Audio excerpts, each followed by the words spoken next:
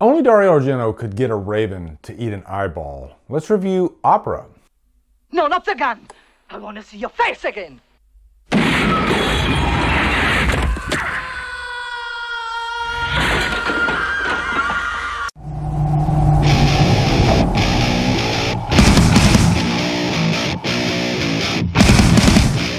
Opera stars Christina Marsalak, Ian Charleston, Daria Nicolodi, and is directed by Dario Argento. What's up, guys? It feels like it's been so long since I sat in this room, in this chair, in front of this camera, doing a review, because my last few videos were like live stream clips, which are great, you know, because that gets more access to those topics. But I've had a little bit of, I guess you could call it, writer's block or YouTube block or something like that. Like this review, and it's not Opera, it's really just any review. For like 3 nights in a row, I planned on going up to the evil lair, getting behind the camera, and something just stops me. I get like almost like a panic attack. I don't know what it is, but I just ripped the Band-Aid off tonight. I forced myself to get up here, and I don't know what's going on. I've done this for 7 years, but it's the weirdest thing. It's something that I've always struggled with. Maybe that's part of the passion of it still. I still love talking about movies so much. So yeah, Opera is an Italian horror film, and I've reviewed quite a few Dario Argento movies. I've been on kind of an Italian horror run here lately because I did The Editor, which is like an homage to Italian horror. I did Torso, which is phenomenal. Sergio Martino classic. And Opera is one that I've constantly heard people talk about through the years. You need to check out Opera. Just because I think every Argento movie is a different experience. There's definitely that Argento flavor to all of them that kind of sticks out. But it's like, I delve into, you know, just say any Italian horror movie, and then every time I jump back into an Argento flick, I'm reminded why he is the master. You know, he is kind of a cut above the rest. I hate to use isn't that the title of a freaking Halloween documentary? I digress. But yeah, I'm not saying, you know, there's different flavors of Italian horror, okay? And Argento is definitely a certain flavor, but as far as like an auteur, Argento, yeah, arguably the best. And speaking of our Opera, physical media, okay? I have the DVD here, which, by the way, one of you guys sent me this DVD like years ago. Please let me know down. Send me a DM. I was scouring through my, but I mean, this is years ago, so I don't remember who sent me this. But I watched this. It's a DVD, okay? It's a fine DVD transfer, but I loved this movie so much that I ordered the Blu-ray. And let me just tell you, as far as like DVD to Blu-ray upgrades, oh my God, this was phenomenal. Like, it looks like a completely different print. They did like a 45-hour 2K scan of the print, and it looks gorgeous. It really looks gorgeous. Not all Blu-rays are a massive upgrade from DVD, but boy, is this one, okay? So if you're thinking about getting Opera, or if you feel like upgrading because you love Opera, definitely get the freaking Blu-ray. It's gorgeous. But anyway, let's dive into the plot. Opera is such an experience, you know? The basic plot is there's this opera, which is the story of Macbeth. And Macbeth does have a history of being like a cursed production, which, by the way, I'm going to be doing a top 10 cursed films. I've been wanting to do this for quite a while now. Looking forward to that. But it kind of works out because this movie, it's about a cursed production, Macbeth. And sure enough, throughout this movie, Betty, played by Christina Marsalak, she is brought in to, I kind of fill in for this other character.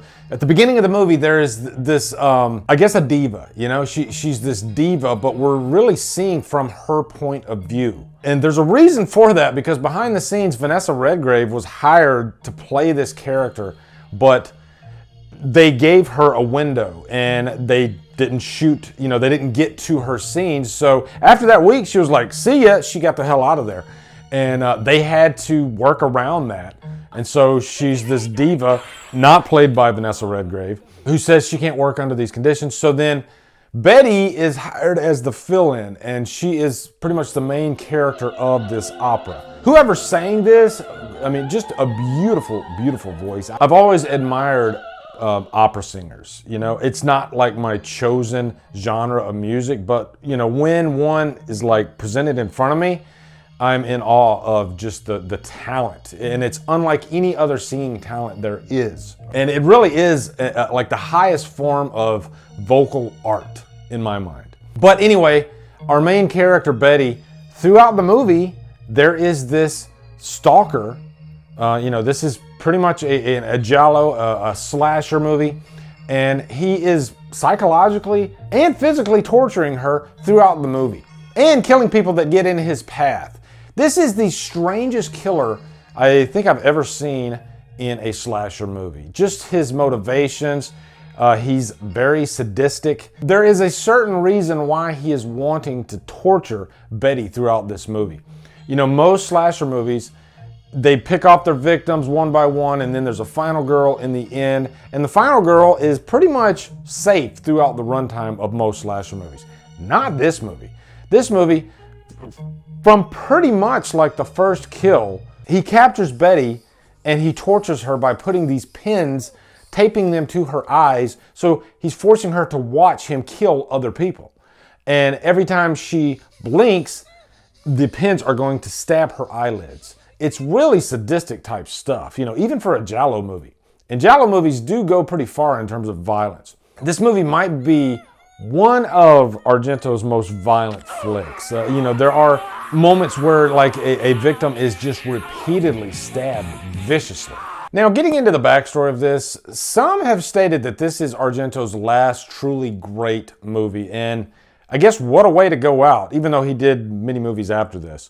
But as far as like his peak, I would not be surprised if this is his peak. I haven't seen a lot of his movies. I think any of his movies that came out after Opera.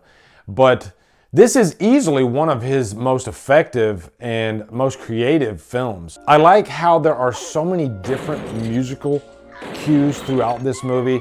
You'll have that really beautiful opera music throughout.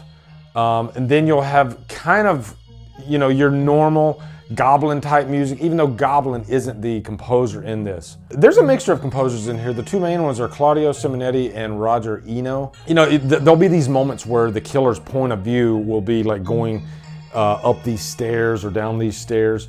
And that looks more like, like your Suspiria type stuff. But then, like in the kill scenes, Argento just goes full stop and plays heavy metal music. And it's just jarring in a good way. Like, you're reminded, oh, we're watching Italian horror. It's a great thing. It's so funny because I've seen a lot of people in the horror community just now starting to get into Italian horror. And you get mixed reactions because some of them are like, this is not for me. This is very weird. It's all over the place. The story's weird. And I'm like, yep, that's why I love it. It's just a different flavor. I call it my like sweet tooth. If I get a horror sweet tooth, I go Italian horror. Those like peeps, those peeps that you get at Easter? They taste like Italian horror, okay? That's the best way I can sum it up. And it's just a mixed bag, like a smorgasbord. Like they'll throw anything. They're daring as hell. Whereas American filmmakers are pretty careful and restrained about what they're going to do. If they brainstorm ideas, usually they don't go out of left field. Italian horror, they're like, fuck it, throw it all in there. Sometimes it works, sometimes it doesn't. For the most part though, for me, it works. I love that stuff. I like being thrown off guard, and I guess that's the element that I love about these movies so much. Constantly surprises me. A word on Argento's camera work in this film. By the way, the cinematography, completely gorgeous. No surprise there. Italian filmmakers, they really know how to light a scene. They know how to give you the most impeccable set design. The scenes always look like $1 million, even though a lot of times what the actors are saying could be complete gibberish. Nobody, and I mean nobody, can do a killer's point of view better than Italian horror filmmakers, and especially Argento. But the difference is that you could see like POV shots, and it could be any character in the movie. I find this characteristic more common in Italian horror films than in American horror films. Usually the POV is only the killer in American horror films. Not the case with Italian horror. Like for instance, the beginning of this movie, it's the diva character, and then for no apparent reason, the next time it'll be the actual killer. Like when he's up in the nosebleed section in the opera, and he kills that guy and knocks the light down. but it's kind of spelled out so you can usually tell who the POV is. Now, if animals, especially like birds, can get you kind of skittish in movies, you might not want to watch this because this definitely has some like animal violence in there. You know, there's literally a scene where the killer is like in a fight with a freaking raven. You know, there's a whole scene near the end of the movie where the entire audience is attacked by this murder of ravens, or murder. Would it be a murder of ravens if it's a murder of crows? I don't know. Somebody let me know in the comments. Gotta talk about one of the coolest freaking kill scenes in cinema history, not just Italian horror history. The scene where Daria Nicolodi, rest in peace, she just died last year. She was in a lot of Dario Argento's films. And her and Argento divorced 2 years before this movie, but he still asked her to be in this movie, which is pretty cool. She gets like the coolest freaking kill scene I've ever seen in my life, okay? She's looking at the door, the killer's on the other side, and then he points a gun right at the peephole.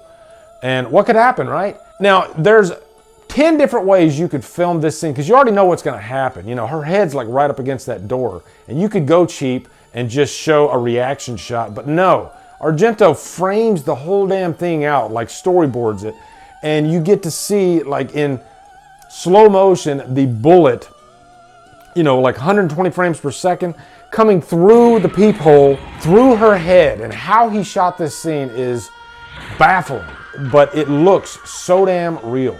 It's one of those kill scenes that you have to rewind and watch it at least a couple more times to, you know, frame by frame it, because it's just so damn cool.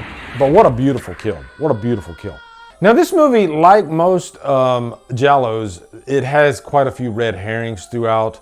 Ian Charleson plays this character Marco. He's like the director in the movie. This guy actually died of AIDS shortly after this movie came out, which kind of adds to the cursed aspect of the movie, kind of like art imitating life, because in the movie there's a cursed production, and in real life, you know, there were quite a few troubles throughout the set, and then Ian Charleson dying right after. And Christina Marsalak, who plays Betty, Argento had quite a few troubles with her throughout this. I think this might have been like one of her first movies or something like that, but the two just, you know, could not see eye to eye on a lot of the scenes. And so he did say it was one of his most troubling shoots.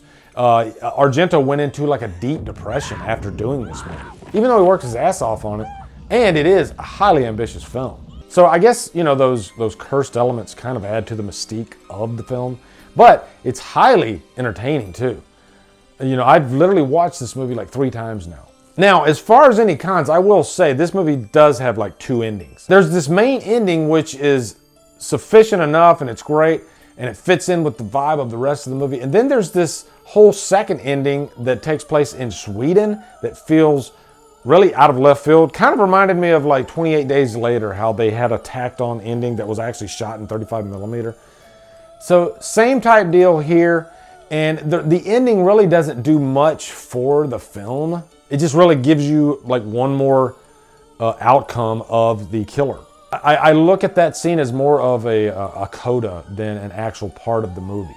And the studio pretty much begged Dario Argento to cut the scene out and just release the movie without it. But he stuck to his guns and said, nope, stays in. And I guess it's kind of a cool thing because it fits in with the whole, you know, weird vibe of Italian horror anyway. I mean, this is nothing new.